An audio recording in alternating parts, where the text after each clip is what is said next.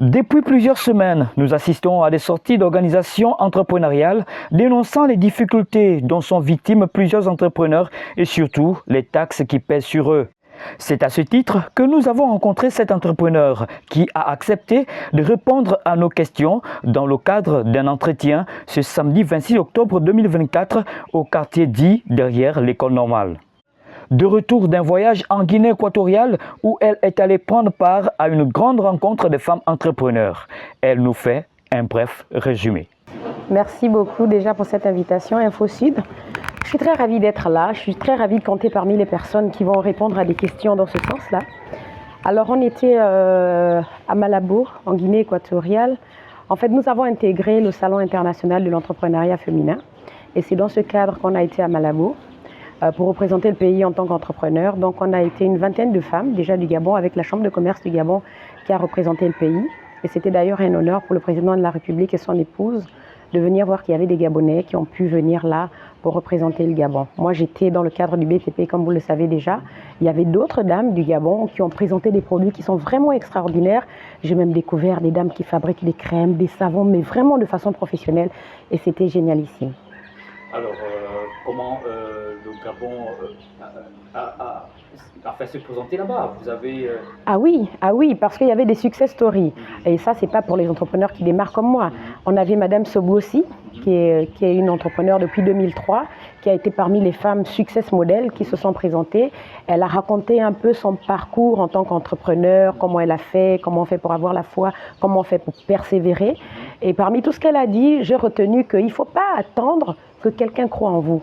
Il faut simplement croire soi-même en soi et quelles que soient les vicissitudes qui arrivent dans ce cadre-là, il faut croire qu'on va y arriver. La preuve, c'est qu'elle y est arrivée. Au sujet des sorties des entrepreneurs, elle nous donne son point de vue sur la question. Je pourrais déjà dire que quand on est entrepreneur, il ne faut pas être émotionnel. Parce que moi, que vous interviewez aujourd'hui, je suis dans la même situation. Ça veut dire que quand la transition a pris le pouvoir, j'ai eu beaucoup d'espoir, j'y ai cru. La preuve, c'est que j'avais décidé d'aller m'installer au Canada avec mon époux et que je suis là. Parce que j'y crois fermement, j'y crois encore, tout comme tous ceux qui se plaignent. Je n'ai pas eu le marché à 150 millions. Tout comme tous ceux qui se plaignent, j'ai toutes les mêmes charges, c'est-à-dire que chaque 3 mois, il faut payer ce que j'appelle gratuitement la CNSS, la CNAMGS. Effectivement, on a des charges qui pèsent sur nous. Et on n'a rien vu, je suis entièrement d'accord avec vous, qu'on n'a rien vu jusqu'alors. On a des clés en notre qualité de professionnel. On a plusieurs clés, donc on a un trousseau. Mais est-ce qu'on a les bonnes portes, ce que je dis souvent aux autres, pour pouvoir ouvrir ces portes, ces portes-là qu'on cherche à ouvrir? Je pense que non. Parce qu'on ne peut pas dire qu'il n'y a aucun entrepreneur gabonais qui a eu des marchés. Si moi, j'en ai pas eu, ça ne veut pas dire que tout le monde n'en a pas eu. Il faut que nous-mêmes, en tant qu'entrepreneurs, on cherche des voies et moyens pour savoir ceux qui ont eu, comment est-ce qu'ils ont fait. D'où notre déplacement à Malabo. Parce que tant qu'il y a des possibilités en tant qu'entrepreneur, il faut percer toutes les portes, il faut rentrer partout pour comprendre comment ça marche, pour finalement trouver le fin mot de l'histoire. Moi, c'est ce que je pense. Ça nous pèse dessus, mais je crois que ça va aller, j'y crois. Je me souviens que ma mère disait souvent, l'État c'est toi, l'État c'est moi. L'État, ce n'est pas une personne spécifique, ce n'est pas le président de la République. Pour tous ces entrepreneurs qui, comme moi, ont toutes ces difficultés, ce que je peux dire et que j'ai retenu de ce déplacement à Malabo, parce qu'on a été avec la Chambre de commerce du Gabon, comme je l'ai souligné tout à l'heure. Quand on n'a pas les bonnes informations, on peut facilement être perdu. Aujourd'hui, on a la Chambre de commerce qui représente les entrepreneurs au Gabon. Est-ce que tous ces entrepreneurs qui aujourd'hui se plaignent sont d'abord enregistrés à la Chambre de commerce? Parce que qu'est-ce qui fait que moi j'intègre le Salon international de l'entrepreneuriat féminin? C'est grâce à la Chambre de commerce qui nous a envoyé un message. Et là, je vais à une réunion, je suis royalement surprise de voir qu'il y a si peu de dames alors qu'on appelait les femmes gabonaises qui sont entrepreneurs. Mais si elles ne sont pas passées par là, la Chambre de commerce ne peut pas avoir le numéro. Je me permets de le dire, hier on a eu une audience avec la première dame. Soit dit en passant, c'est une dame extraordinaire que j'ai découverte sans lui jeter des fleurs, mais elle mérite bien ces fleurs-là. Et encore là, elle nous a appris qu'ils vont mettre un accent particulier sur les entrepreneurs qui sont enregistrés à la Chambre de commerce. Je me permets de le préciser, de le repréciser avec insistance pour que toutes les personnes qui, comme moi, n'ont pas encore trouvé la voie, Commencez déjà par la chambre de commerce. Et je crois que l'entrepreneuriat aujourd'hui, c'est la solution parfaite. Non pas parce qu'on n'a pas de travail, mais parce que la fonction publique ne peut pas recruter tout le monde. Et si vous êtes comme moi, qui n'a pas l'esprit d'aller à la retraite, parce que moi je ne vois pas pourquoi j'irai à la retraite, la SEG ne va pas réduire les factures parce que quelqu'un est retraité, il faut faire des affaires.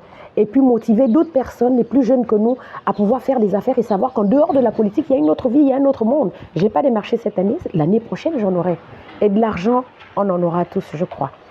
Parlant des démarches qui sont faites par les autorités en place pour sortir les entrepreneurs des difficultés dont ils font face, elles restent fondées sur l'espoir que demain sera meilleur qu'aujourd'hui. Moi, je suis une femme de foi. Vous savez, je dis souvent aux gens qu'au-delà de mes airs de star, je suis une vraie croyante. Quand j'ai grandi avec ma mère dans notre maison sans père, je ne croyais pas qu'un jour je pouvais être assise en face de la première dame de la République du Gabon. Hier, je l'ai été. Tout pour moi est une question de foi. On obtient ce en quoi on croit. Et d'après le discours qu'elle a eu avec nous hier, je vous jure, j'avais la foi, mais je crois qu'elle est montée 100 fois plus encore hier. Aujourd'hui, on a le réseau de femmes chefs d'entreprise du Gabon, le RIFEG. Je ne sais pas pour les hommes, mais permettez-moi de parler pour les femmes. Toutes les femmes qui savent qu'elles sont entrepreneurs au Gabon, qui ont une fille circuit, essayez de contacter le réseau de femmes chefs d'entreprise du Gabon, du RIFEG. Parce que c'est quand on est dans un réseau. Aujourd'hui, la première dame, elle nous a motivés à faire quoi? Elle nous a dit d'arrêter de fonctionner comme on fait toujours de façon individuelle. Moi, je fais mes choses pour moi. Il faut qu'on évolue en réseau. Et quand on fait du réseautage, je vous jure, il y a des choses merveilleuses qu'on ne connaît même pas. Il paraît qu'il y a même des subventions sur le plan international. Mais il faut déjà le savoir, et pour le savoir, la chambre de commerce, les réseaux, les voyages. Comme mot de fin, elle invite à la patience et à se mettre en réseau. Mon mot de fin, qu'est-ce que je peux dire? Aussi bien aux hommes et aux femmes au Gabon qui, comme moi, ont décidé de rester dans leur pays pour faire de l'entrepreneuriat. Je nous invite tous, à la première chose, c'est la foi. Parce que la Bible dit que cherchez premièrement le royaume et la justice de Dieu et toute chose vous sera donnée. Toute chose, dans tout, il y a tout.